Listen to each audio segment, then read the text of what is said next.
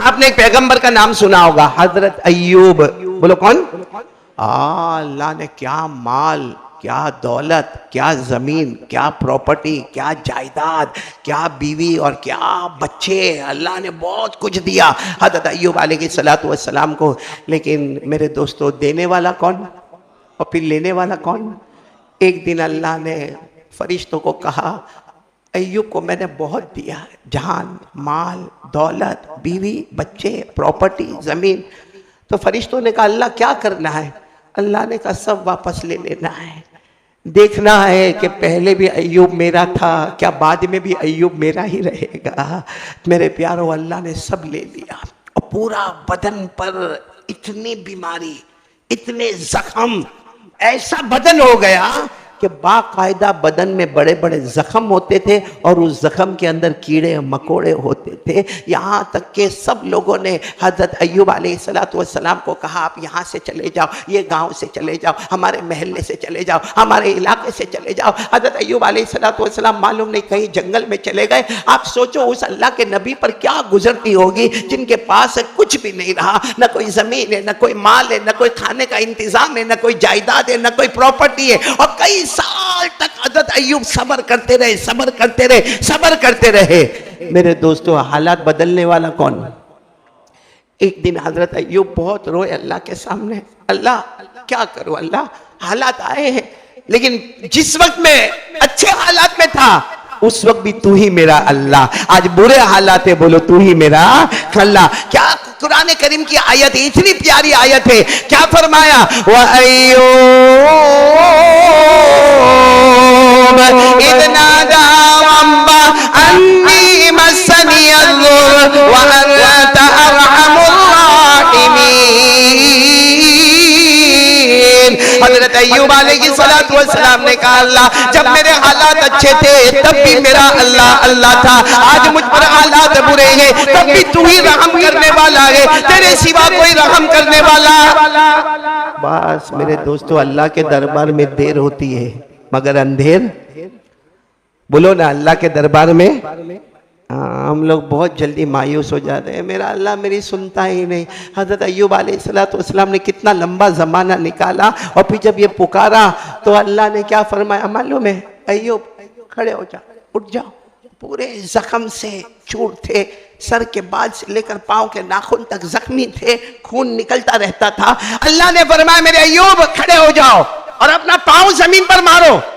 हजरत अय्यूब ने, अल्लाह ये पांव तो कब से जमीन पर ही है, अल्लाह मैं यही जमीन पर तो चलता हूं, अल्लाह तो नहीं। अल्लाह ने कहा आज पांव मारो। हजरत अय्यूब अलैहिस्सलातु वस्सलाम ने अपना पांव, बहुत बीमार थे, आहिस्ता से पांव यूं जमीन पर मारा। बस जमीन पर मारना था कि पानी का फुहार आया। अल्लाह ने फरमाया पानी से गुस्ल भी कर लो, पानी को पी भी लो। हजरत अय्यूब फरमाते, मेरे अल्लाह की कसम, मैंने पानी से गुस्ल किया, पानी को पिया, ऐसे हो गया जैसे मुझे कोई बीमारी आ ही नहीं थी। बोलो सुभान अल्लाह।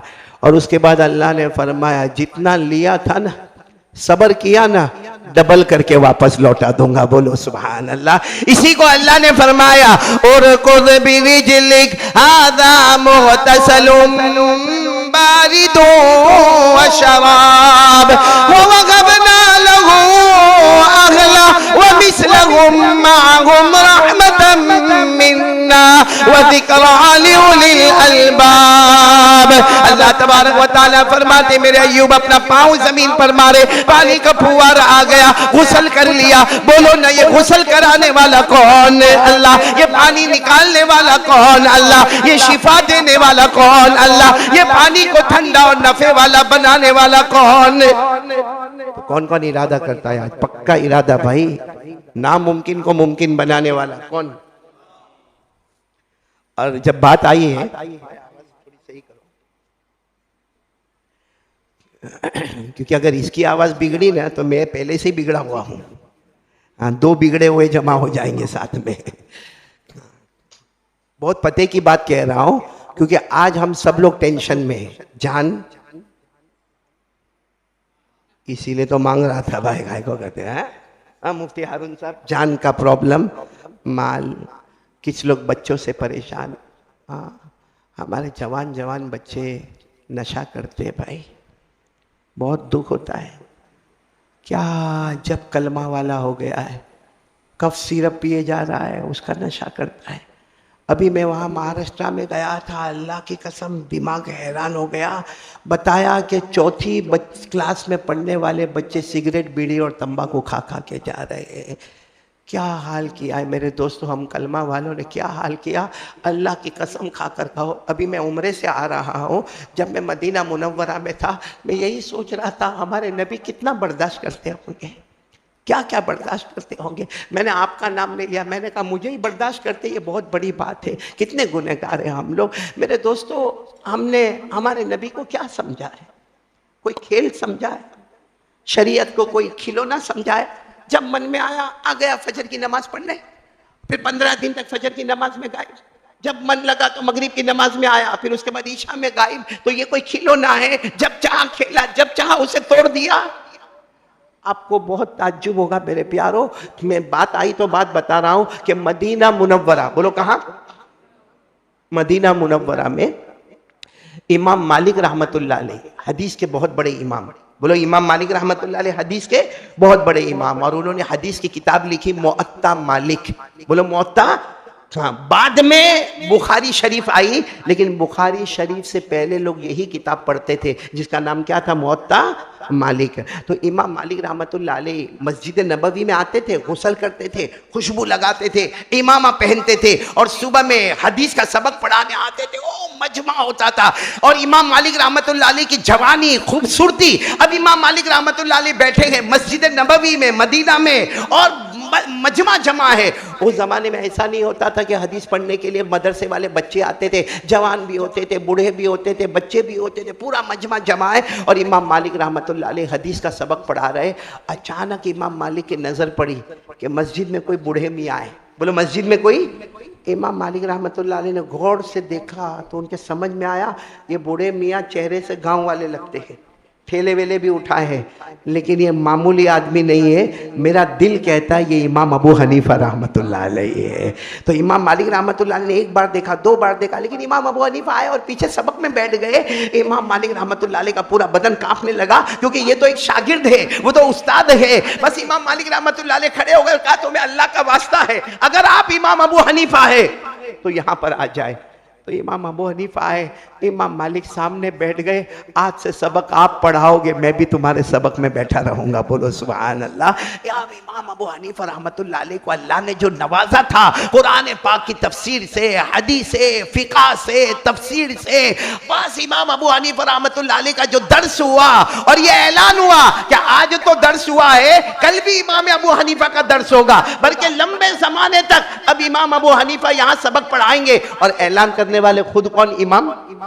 और इमाम मालिक ने कहा आप मेरे मेहमान रहेंगे, खाना पीना नाश्ता सब मेरे घर पर, मैं खुद भी आपके सबक में बैठूंगा। मेरे दोस्तों, दूसरे दिन तो मजमा और बढ़ गया। इमाम अबू हनीफा रहमतुल्लाह अलैह आए, सबक पढ़ाया। तीसरे दिन फिर इमाम अबू हनीफा रहमतुल्लाह अलैह आए, आज मजमा और बढ़ गया है। कितने दिन हो गए? 3 दिन हो गए। चौथे दिन इमाम मालिक उनको तैयार होने के लिए कहा कि आप तैयार हो जाओ, हम जाते हैं मस्जिद में।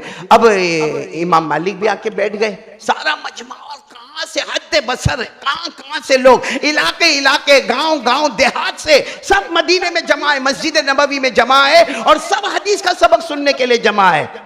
लेकिन उस्ताद आ ही नहीं रहे। कौन? इमाम अबू हनीफा नहीं आ रहे, नहीं आ रहे। सब इंतजार, बेचैन के वक्त हो गया, कितनी देर हो गई। आखिर में इमाम मालिक रहमतुल्लाह अलैह उठे कि घर जाके खबर तो लूं कि क्या हुआ। जब घर गए तो देखा वो तो जाने की तैयारी कर रहे, पूरा सामान वामान सब लपेट लिया और जा। तो इमाम मालिक ने कहा हजरत इमाम अबू हनीफा, आप तो मेरे उस्ताद है, ये क्या मामला है? पूरी मस्जिद में मजमा आपका इंतजार कर रहा है, बड़े बूढ़े बच्चे जवान सब आपका इंतजार कर रहे हैं। ता हद बसर मजमा है, गांव गांव, देहात देहात, करिया करिया, इलाके इलाके से लोग आए हैं। और इमाम मालिक ने कहा अल्लाह की कसम मैं खुद आपका इंतजार कर रहा हूं, क्योंकि आपसे जो हमको फायदा होता है वैसा फायदा किसी से नहीं होता। आप चले ना, सबक पढ़ा दें। इमाम अबू हनीफा ने क्या फरमाया? नहीं, मैं जाऊंगा, अब मुझे मदीना में नहीं रहना। बोलो अब मुझे मदीना में। तो इमाम मालिक बड़े ताज्जुब में, सलासा यामीन वला अलीहा, सिर्फ 3 दिन और 3 रात आप मदीना में रहे। लोग मदीना में आते तमन्ना करते हैं कि मैं मदीने में रहूंगा, मदीने में जीऊंगा, मदीने में मरूंगा। आप इतने बड़े इमाम, आप फिक़ह के इमाम, आप हदीस के इमाम, आप तफसीर के इमाम, आप उसूल हदीस के इमाम, और आप ये कहते हैं कि सलासत अय्यामिन व लयालिया, 3 दिन 3 रात, और अब अपने गांव जाने की बातें कर रहे हो। इमाम अबू हनीफा ने कहा मेरा और अल्लाह का मामला है, मेरा और मुस्तफ़ा का मामला है, और रोते रोते कहा मुझे जबरदस्ती मत करो, मुझे जाने दो। इमाम मालिक ने कहा कैसे जाने दो, आप मेरे मेहमान हैं और ये इतना बड़ा मजमा वहां मस्जिद नबवी में आपका इंतजार कर रहा। इमाम अबू हनीफा बहुत रोए, मुझे जाने दो, राज मत खुलवाओ, मुझे जाने दो। आखिर में इमाम मालिक ने कहा आपको अल्लाह का वास्ता है, आप क्यों जा रहे, मुझे सही सही बता दो आप क्यों जा रहे।